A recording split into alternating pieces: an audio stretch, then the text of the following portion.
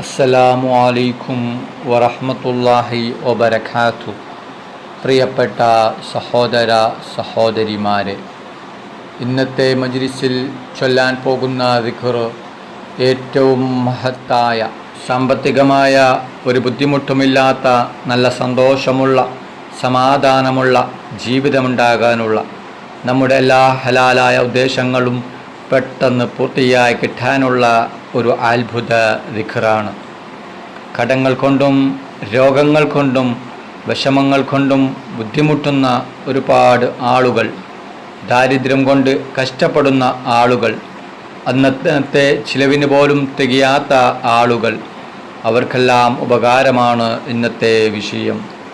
ഏറ്റവും മഹത്വം നിറഞ്ഞ, ഒരുപാട് ഗുണഫലങ്ങളുള്ള, പെട്ടെന്ന് ഫലം തരുന്ന ഒരു ഇസ്മാണ് യാ അസീസു യാ അല്ലാ എന്ന ഇസ്മ. മഹാന്മാർ പഠിപ്പിക്കുന്നു, ആരെങ്കിലും ഒരാൾ എല്ലാ ദിവസവും സുബഹി നിസ്കാരത്തിൻ്റെ ശേഷം അതേ സ്ഥലത്തിരുന്നു കൊണ്ട് തന്നെ 41 പ്രാവശ്യം യാ അസീസു യാ അല്ലാ എന്ന ഇസ്മ പറഞ്ഞാൽ അല്ലാഹു സുബ്ഹാനഹു തആല അവനിക്ക് വലിയ ഐശ്വര്യം നൽകും. അല്ലാഹു സുബ്ഹാനഹു തആല അവനിക്ക് സമ്പത്ത് നൽകും. മാത്രമല്ല, ജനങ്ങളിൽ നിന്ന് വലിയ ഐശ്വര്യം അവനിക്ക് അല്ലാഹു സുബ്ഹാനഹു തആല കൊടുക്കും. ആരോടും കൈനീട്ടാതെ നല്ല അന്തസ്സോടെ അഭിമാനത്തോടെ ജീവിക്കാൻ അവനും അവൻ്റെ കുടുംബത്തിനും സാധിക്കും. നാം എപ്പോഴും അള്ളാഹുവിനോട് ദുആ ചെയ്യുന്നു, പടച്ചവനെ, ദാരിദ്ര്യത്തിൽ നിന്ന് എന്നെയും കുടുംബത്തെയും നീ രക്ഷിക്കണം, ജീവിതത്തിൽ നല്ല ഐശ്വര്യം നൽകണം എന്ന് നാം എപ്പോഴും ദുആ ചെയ്യണം. മുത്തുനബി സല്ലല്ലാഹു അലൈഹി വസല്ലമ തങ്ങളുടെ ദുആ പരിശോധിച്ച് നോക്കിയാൽ മുത്തുനബി സല്ലല്ലാഹു അലൈഹി വസല്ലമ തങ്ങൾ പതിവാക്കിയ ദുആകളിൽ പെട്ട ഒരു ദുആയാണ്, പടച്ചവനെ, ദാരിദ്ര്യത്തിൽ നിന്ന് നീ എന്നെ കാക്കണം. അപ്പോൾ അള്ളാഹുവിൻ്റെ അസ്മാഹുകളിൽ പെട്ട ഏറ്റവും പ്രധാനപ്പെട്ട, ഏറ്റവും മഹത്വം നിറഞ്ഞ, ഏറ്റവും ഫലം തരുന്ന, ജീവിതത്തിൽ ഒരുപാട് മാറ്റങ്ങൾ കൊണ്ടുവരുന്ന ഒരു ഇസ്മാണ് യാ അസീസു യാ അല്ലാ എന്ന ഇസ്മ. അതുകൊണ്ട് എല്ലാവരും യാ അസീസു യാ അല്ലാ എന്ന ഇസ്മ ജീവിതത്തിൻ്റെ ഭാഗമാക്കുക. അല്ലാഹു സുബ്ഹാനഹു തആല തൗഫീഖ് ചെയ്യട്ടെ. അല്ലാഹു സുബ്ഹാനഹു തആല നമ്മുടെ എല്ലാ ഹലാലായ ഉദ്ദേശങ്ങളും ആഗ്രഹങ്ങളും പെട്ടെന്ന് പൂർത്തിയാക്കി തരട്ടെ. നമ്മുടെ എല്ലാ വിഷമങ്ങളും പ്രയാസങ്ങളും ബുദ്ധിമുട്ടുകളും അല്ലാഹു സുബ്ഹാനഹു തആല മാറ്റി തരട്ടെ. അപ്പോൾ എല്ലാവരും ഉസ്താദിൻ്റെ കൂടെ ഈ ദിക്ർ 100 പ്രാവശ്യം ചൊല്ലണം. അതിനുശേഷം നമുക്ക് ദുആയിലേക്ക് പ്രവേശിക്കാം. അല്ലാഹു സുബ്ഹാനഹു തആല നമ്മുടെ മജ്ലിസ് സ്വീകരിക്കുമാറാകട്ടെ. ദുആക്ക് ഇജാബത്തുള്ള മജ്ലിസായി അല്ലാഹു സുബ്ഹാനഹു തആല നമ്മിൽ നിന്നും കബൂൽ ചെയ്യട്ടെ. ഈ മഹത്തായ മജ്ലിസിൽ ഒരുമിച്ച് കൂടിയ എല്ലാ സഹോദര സഹോദരിമാർക്കും അല്ലാഹു സുബ്ഹാനഹു തആല അർഹമായ പ്രതിഫലം നൽകട്ടെ. ഓരോരുത്തരുടെ മനസ്സിലുള്ള ഉദ്ദേശങ്ങൾ, ആഗ്രഹങ്ങൾ, ആവശ്യങ്ങൾ അല്ലാഹു സുബ്ഹാനഹു തആല എളുപ്പത്തിൽ പൂർത്തിയാക്കി കൊടുക്കട്ടെ. ഓരോരുത്തരുടെ മനസ്സിലുള്ള വിഷമങ്ങൾ, പ്രയാസങ്ങൾ, ബുദ്ധിമുട്ടുകൾ, സങ്കടങ്ങൾ, ദുഃഖങ്ങൾ, രോഗങ്ങൾ, കടങ്ങൾ, ടെൻഷനുകൾ എല്ലാം അല്ലാഹു സുബ്ഹാനഹു തആല മാറ്റിക്കൊടുക്കട്ടെ. അഊദു ബില്ലാഹി മിനശ് ശൈത്വാനിർ റജീം. ബിസ്മില്ലാഹിർ റഹ്മാനിർ റഹീം. ഫദ്കുറൂനി അദ്കുറുകും വഷ്കുറൂ ലീ വലാ തക്ഫുറൂൻ. ലാ ഇലാഹ ഇല്ലല്ലാഹ്, ലാ ഇലാഹ ഇല്ലല്ലാഹ്, ലാ ഇലാഹ ഇല്ലല്ലാഹ്, ലാ ഇലാഹ ഇല്ലല്ലാഹ്, ലാ ഇലാഹ ഇല്ലല്ലാഹ്, ലാ ഇലാഹ ഇല്ലല്ലാഹ്, ലാ ഇലാഹ ഇല്ലല്ലാഹ്, ലാ ഇലാഹ ഇല്ലല്ലാഹ്, ലാ ഇലാഹ ഇല്ലല്ലാഹ്, ലാ ഇലാഹ ഇല്ലല്ലാഹ്, ലാ ഇലാഹ ഇല്ലല്ലാഹ്, ലാ ഇലാഹ ഇല്ലല്ലാഹ്, ലാ ഇലാഹ ഇല്ലല്ലാഹ്, ലാ ഇലാഹ ഇല്ലല്ലാഹ്, ലാ ഇലാഹ ഇല്ലല്ലാഹ്, ലാ ഇലാഹ ഇല്ലല്ലാഹ്, ലാ ഇലാഹ ഇല്ലല്ലാഹ്, ലാ ഇലാഹ ഇല്ലല്ലാഹ്, لا إله إلا الله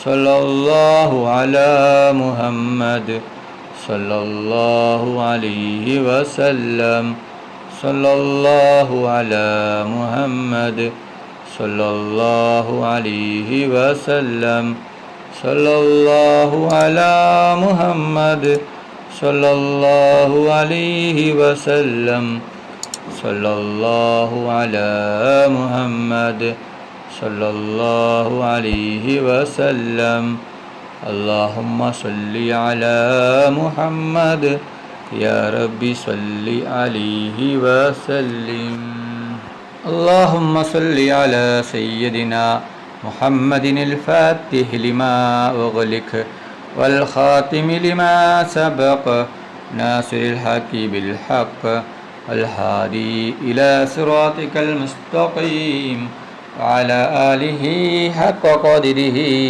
ومقداره العظيم اللهم صل على سيدنا محمد الفاتح لما أغلق والخاتم لما سبق ناصر الحق بالحق الهادي إلى صراطك المستقيم وعلى آله حق قدره ومقداره العظيم اللهم صل على سيدنا محمد الفاتح لما أغلق والخاتم لما سبق ناصر الحق بالحق الهادي إلى صراطك المستقيم وعلى آله حق قدره ومقداره العظيم اللهم صل على سيدنا محمد الفاتح لما أغلق والخاتم لما سبق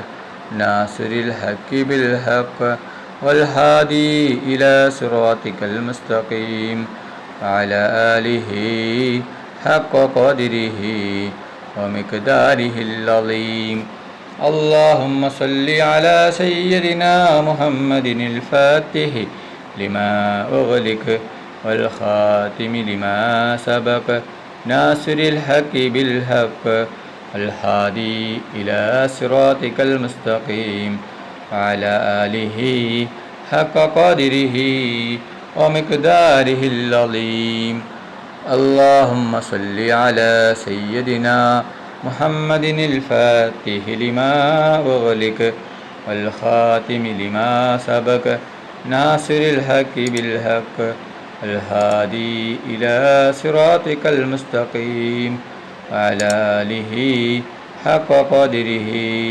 ومقداره العظيم اللهم صل على سيدنا محمد الفاتح لما أغلق والخاتم لما سبق ناصر الحق بالحق الهادي إلى صراطك المستقيم وعلى آله حق قدره ومقداره العظيم اللهم صل على سيدنا محمد الفاتح لما أغلق والخاتم لما سبق ناصر الحق بالحق الهادي إلى صراطك المستقيم وعلى آله حق قدره ومقداره العظيم اللهم صل على سيدنا محمد الفاتح لما أغلق والخاتم لما سبق ناصر الحق بالحق الهادي إلى صراطك المستقيم وعلى آله حق قدره ومقداره العظيم اللهم صل على سيدنا محمد الفاتح لما أغلق والخاتم لما سبق ناصر الحق بالحق الهادي إلى صراطك المستقيم وعلى آله حق قدره ومقداره العظيم اللهم صل على سيدنا محمد الفاتح لما أغلق والخاتم لما سبق ناصر الحق بالحق الهادي إلى صراطك المستقيم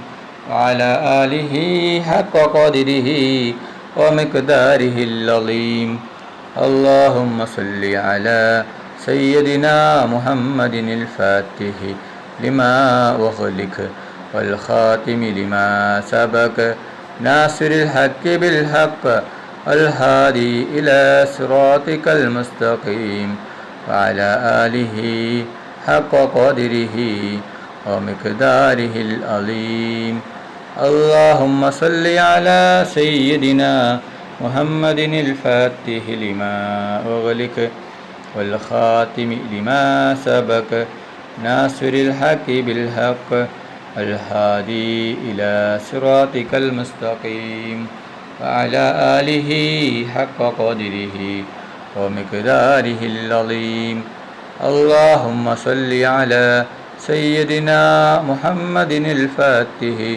لما أغلق والخاتم لما سبق ناصر الحق بالحق والهادي إلى صراطك المستقيم وعلى آله حق قدره ومقداره العظيم اللهم صل على سيدنا محمد الفاتح لما أغلق والخاتم لما سبق ناصر الحق بالحق الهادي إلى صراطك المستقيم وعلى آله حق قدره ومقداره العظيم اللهم صل على سيدنا محمد الفاتح لما أغلق والخاتم لما سبق ناصر الحق بالحق الهادي إلى صراطك المستقيم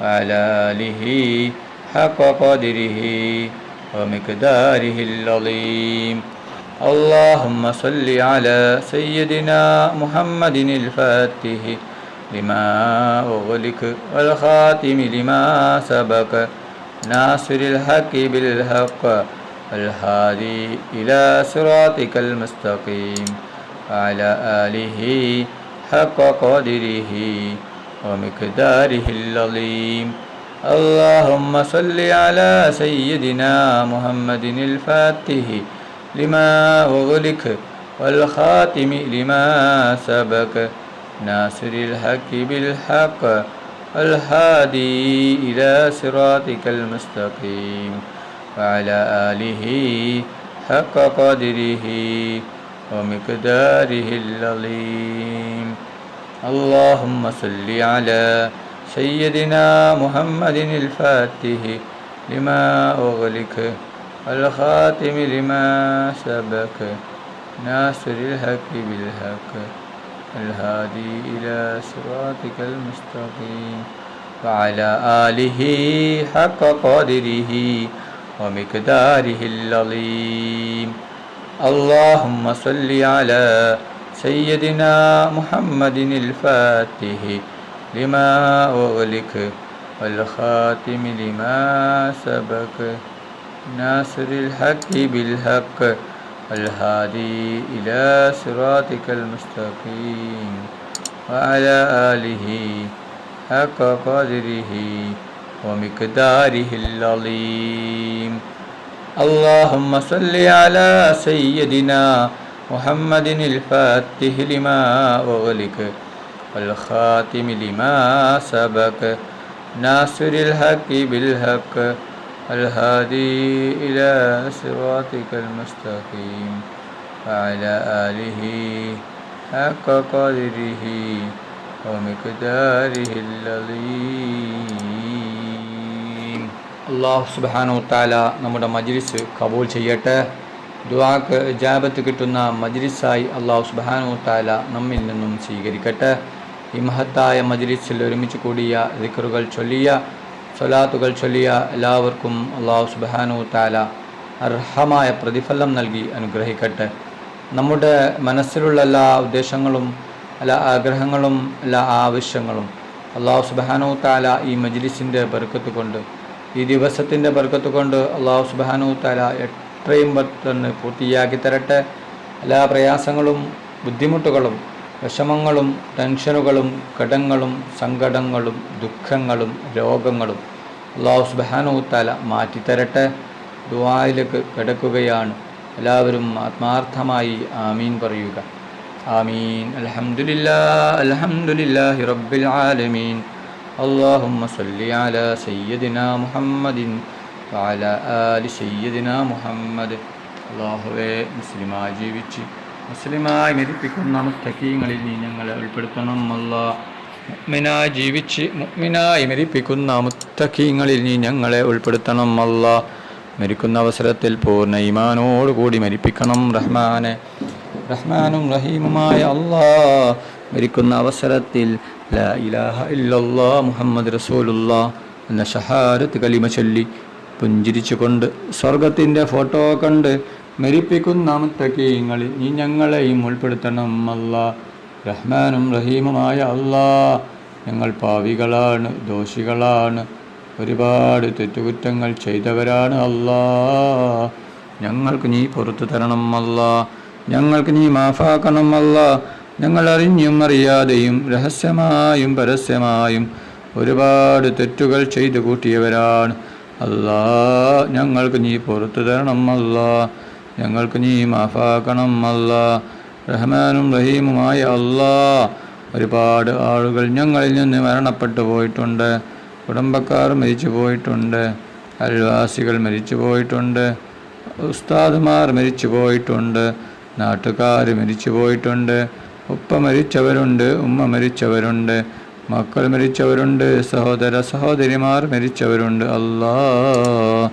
അവരുടെ ഖബർ നീ വിശാലമാക്കണം അല്ലാഹ്. അവരുടെ ഖബർ നീ സ്വർഗ്ഗത്തോപ്പാക്കണം അല്ലാഹ്. അവരെയും ഞങ്ങളെയും നാളെ ജന്നാത്തുൽ ഫിർദൗസിൽ ഒരുമിച്ച് കൂട്ടണം റഹ്മാനെ. റഹ്മാനും റഹീമുമായ അല്ലാഹ്, ഒരുപാട് ആളുകൾ രോഗം കൊണ്ട് ബുദ്ധിമുട്ടുകയാണ്.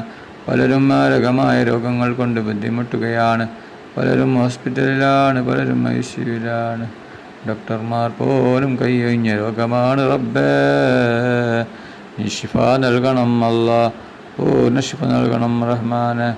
രോഗം തരുന്നവൻ നീയാണല്ലോ അല്ലാഹ്. ശിഫയാക്കണം അല്ലാഹ്, ശിഫയാക്കണം റഹ്മാനെ. റഹ്മാനും റഹീമുമായ അല്ലാഹ്, ഞങ്ങളെ മക്കളെ സ്വാലിഹായ മക്കളാക്കണം അല്ലാഹ്. ദുനിയാവിലും ആഖിറത്തിലും ഉപകരിക്കുന്ന ദീനീ ബോധമുള്ള മക്കളാക്കണം അല്ലാഹ്. ഞങ്ങളെ മക്കൾക്ക് ഓർമ്മശക്തിയും ബുദ്ധിശക്തിയും നീ നൽകണം അല്ലാഹ്. ഞങ്ങളുടെ മക്കളുടെ പരീക്ഷ എളുപ്പമാക്കണം അല്ലാഹ്. പരീക്ഷയിൽ ഉന്നത വിജയം നീ നൽകണം റഹ്മാനെ. പരീക്ഷയിൽ ഉന്നത വിജയം നൽകണം അല്ലാഹ്. റഹ്മാനും റഹീമുമായ അല്ലാഹ്, ഞങ്ങളുടെ ദുആ സ്വീകരിക്കണം അല്ലാഹ്. സ്വീകരിക്കണം റഹ്മാനെ. റഹ്മാനും റഹീമുമായ അല്ലാഹ്, ഞങ്ങളുടെ ദുആ സ്വീകരിക്കണം അല്ലാഹ്. മുത്തുനബി മുഹമ്മദ് മുസ്തഫ സല്ലല്ലാഹു അലൈഹി വസല്ലമ തങ്ങളെ സ്നേഹിക്കുന്ന മുത്തഖീങ്ങളിൽ നീ ഞങ്ങളെ ഉൾപ്പെടുത്തണം അല്ലാഹ്. അല്ലാഹ്, ഒരുപാട് ആളുകൾ ഹജ്ജിനും ഉംറക്കുമായി പോകുകയാണ്. പലരും ദുആ വസിയത്ത് ചെയ്തിട്ടുണ്ട് റബ്ബേ. അവരുടെ എല്ലാ ഹലാലായ ഉദ്ദേശങ്ങളും ആഗ്രഹങ്ങളും നീ പെട്ടെന്ന് പൂർത്തിയാക്കി കൊടുക്കണം അല്ലാഹ്. അവരുടെ ഹജ്ജും ഉംറയും നീ സ്വീകരിക്കണം അല്ലാഹ്. അവർക്ക് ആരോഗ്യത്തോടെ ആഫിയത്തോടെ ഹജ്ജും ഉംറയും ചെയ്യുവാനുള്ള തൗഫീക്ക് നീ നൽകണം റഹ്മാനെ. റഹ്മാനും റഹീമുമായ അല്ലാഹ്, മുത്തുനബി മുഹമ്മദ് മുസ്തഫ സല്ലല്ലാഹു അലൈഹി വസല്ലമ തങ്ങളുടെ ഖബർ സിയാറത്ത് ചെയ്യുവാനുള്ള തൗഫീക്ക് നീ നൽകണം അല്ലാഹ്. റഹ്മാനും റഹീമുമായ അല്ലാഹ്, മുത്തുനബി മുഹമ്മദ് മുസ്തഫ സല്ലല്ലാഹു അലൈഹി വസല്ലമ തങ്ങളെ സ്നേഹിക്കുന്ന, ഹബ്ബ് വെക്കുന്ന, ഇഷ്ക് വെക്കുന്ന മുത്തഖീങ്ങളിൽ നീ ഞങ്ങളെ ഉൾപ്പെടുത്തണം അല്ലാഹ്. റഹ്മാനും റഹീമുമായ അല്ലാഹ്, മുത്തുനബി മുഹമ്മദ് മുസ്തഫ സല്ലല്ലാഹു അലൈഹി വസല്ലമ തങ്ങളുടെ ശഫാഅത്തിൽ ഞങ്ങളെ ഒരുമിച്ച് കൂട്ടണം അല്ലാഹ്. ഒരുമിച്ച് കൂട്ടണം റഹ്മാനെ. റബ്ബനാ തഖബ്ബൽ മിന്നാ ഇന്നക അൻതസ് സമീഉൽ അലീം വതുബ് അലൈനാ ഇന്നക അൻതത് തവ്വാബുർ റഹീം. ആമീൻ ആമീൻ ആമീൻ ബിറഹ്മതിക യാ അർഹമർ റഹീമീൻ. സല്ലല്ലാഹു തആല വസല്ലം അലാ ഖൈരി ഖൽഖിഹി സയ്യിദിനാ മുഹമ്മദിൻ വആലിഹി വസഹ്ബിഹി അജ്മഈൻ. سبحان ربك رب العزة عما يصفون وسلام على المرسلين الحمد لله رب العالمين صلى الله على محمد صلى الله عليه وسلم صلى الله على محمد صلى الله عليه وسلم صلى الله على محمد صلى الله عليه وسلم صلى الله على محمد صلى الله عليه وسلم صلى الله على محمد صلى الله عليه وسلم صلى الله على محمد صلى الله عليه وسلم صلى الله على محمد صلى الله عليه وسلم صلى الله على محمد صلى الله عليه وسلم صلى الله على محمد صلى الله عليه وسلم اللهم صل على محمد يا ربي صل عليه وسلم. നിങ്ങളെല്ലാവരും എനിക്കും കുടുംബത്തിനും വേണ്ടി ദുആ ചെയ്യണമെന്ന വസിയത്തോടെ അസ്സലാമു അലൈക്കും വറഹ്മത്തുള്ളാഹി വബറകാതുഹു.